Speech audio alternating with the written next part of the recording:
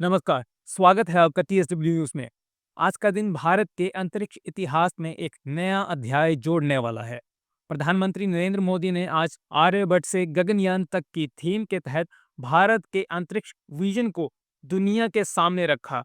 क्या आप जानते हैं कि भारत अब अपना खुद का स्पेस स्टेशन बनाने जा रहा है और युवाओं के लिए एस्ट्रोनॉट पूल का सपना भी साकार होने वाला है।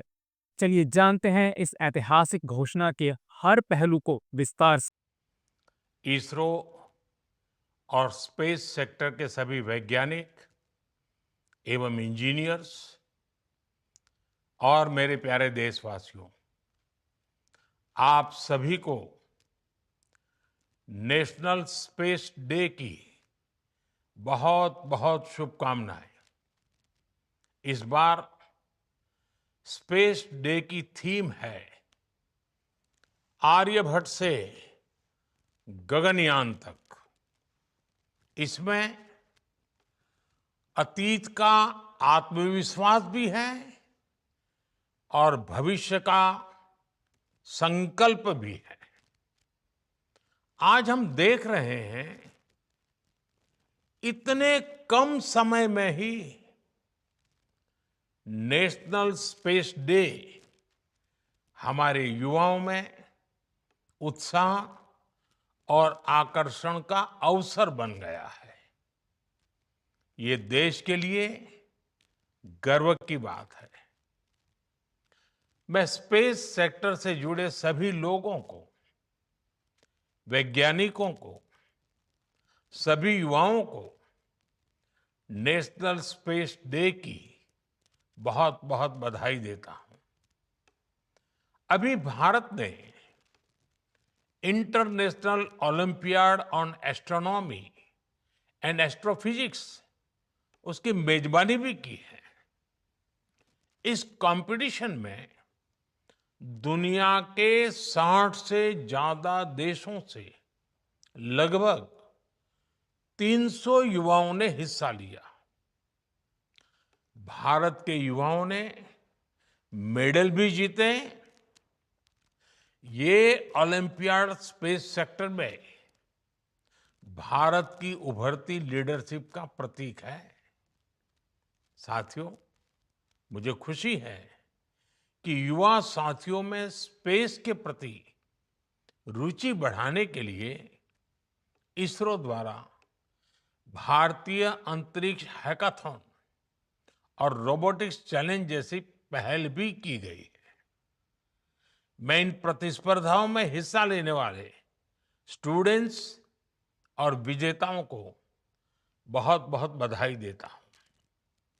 फ्रेंड्स, स्पेस सेक्टर में एक के बाद एक नए माइलस्टोन गणना, ये भारत और भारत के वैज्ञानिकों का स्वभाव बन गया है।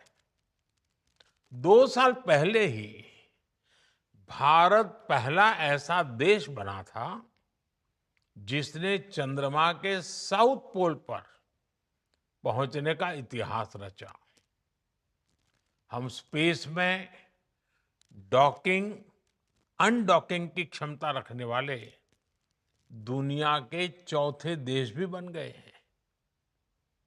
अभी 3 दिन पहले ही मेरी ग्रुप कैप्टन शुभांशु शुक्ला से मुलाकात हुई है। उन्होंने इंटरनेशनल स्पेस स्टेशन पर तिरंगा फहराकर हर भारतीय को गर्व से भर दिया। जब वो तिरंगा मुझे दिखा रहे थे, वो जो पल थी, जो अनुभूति थी, वो शब्दों से परे है। ग्रुप कैप्टन शुभांशु से हुई चर्चा में मैंने नए भारत के युवा के असीम हौसले और अनंत सपनों को देखा है। इन सपनों को आगे बढ़ाने के लिए हम भारत का एस्ट्रोनॉट पूल भी तैयार करने जा रहे हैं। मैं आज स्पेस डे पर अपने युवा साथियों को भारत के सपनों को उड़ान देने के लिए इस एस्ट्रोनॉट पूल से जुड़ने के लिए आमंत्रित करता हूं। साथियों, आज भारत सेमी क्रायोजेनिक इंजन और इलेक्ट्रिक प्रोपल्शन जैसी ब्रेक थ्रू टेक्नोलॉजी में तेजी से आगे बढ़ रहा है। जल्द ही आप सब वैज्ञानिकों की मेहनत से भारत गगनयान की उड़ान भी भरेगा और आने वाले समय में भारत अपना स्पेस स्टेशन भी बनाएगा। अभी हम मून और मार्स तक पहुंचे हैं। अब हमें गहरे अंतरिक्ष में उन हिस्सों में भी झोंकना है जहां मानवता के भविष्य के लिए कई जरूरी रहस्य छिपे हैं। बियॉन्ड गैलेक्सीज लाइज अवर होराइजन। साथियों, अनंत अंतरिक्ष हमें हमेशा ये एहसास दिलाता है कि वहां कोई भी पड़ाव अंतिम पड़ाव नहीं है। मैं मानता हूं स्पेस सेक्टर में पॉलिसी लेवल पर भी कहीं कोई आखिरी ठहराव नहीं होना चाहिए। और इसलिए मैंने लाल किले से कहा था, हमारा रास्ता रिफॉर्म, परफॉर्म और ट्रांसफॉर्म का रास्ता है।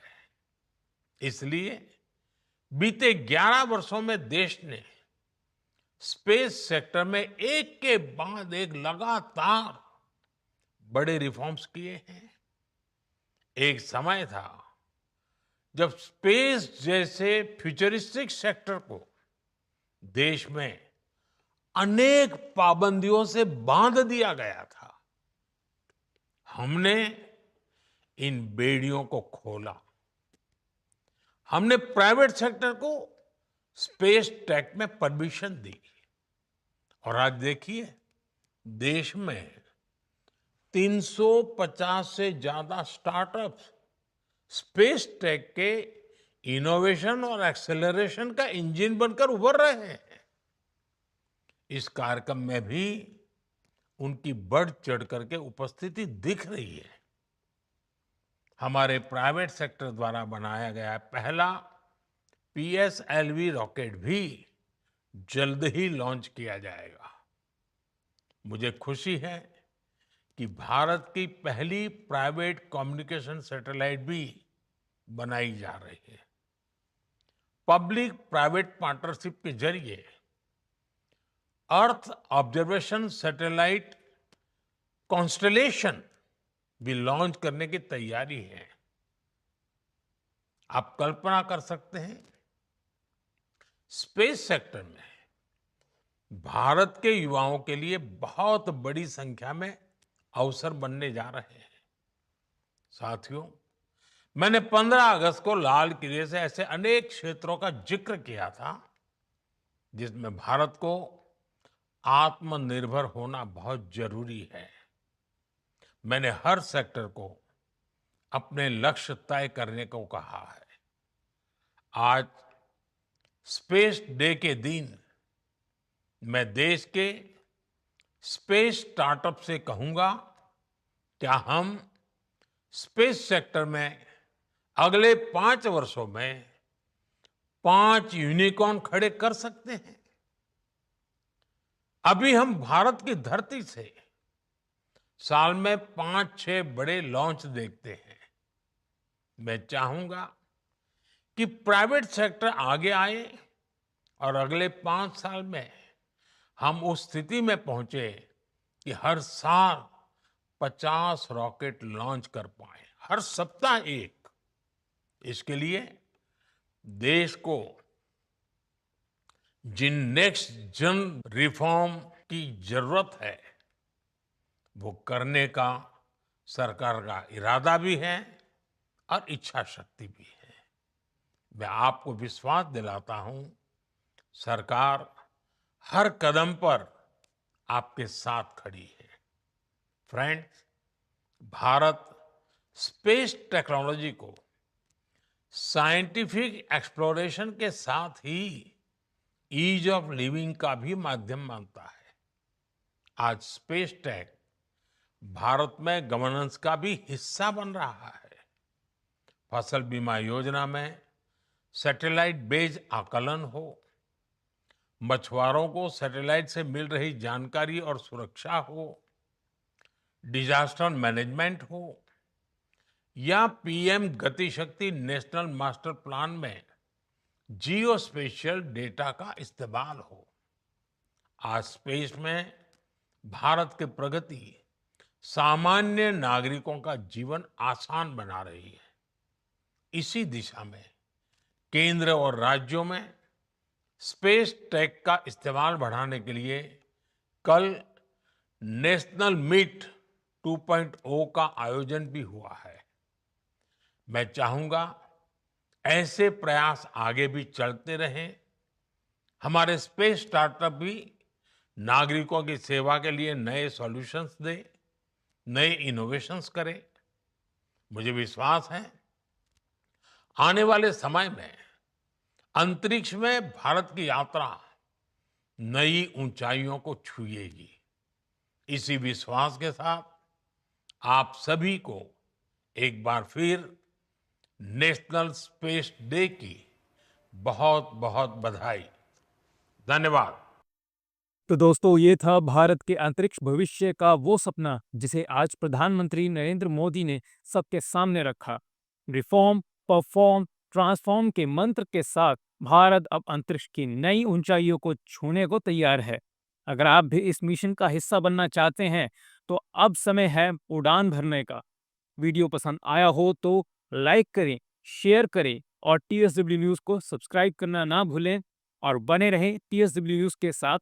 ऐसी ही तमाम बड़ी खबरों से जुड़े रहने के लिए हमारे YouTube channel TSW news Hindi को सब्सक्राइब करें। वीडियो को लाइक, कमेंट, शेयर करना बिल्कुल ना भूलें।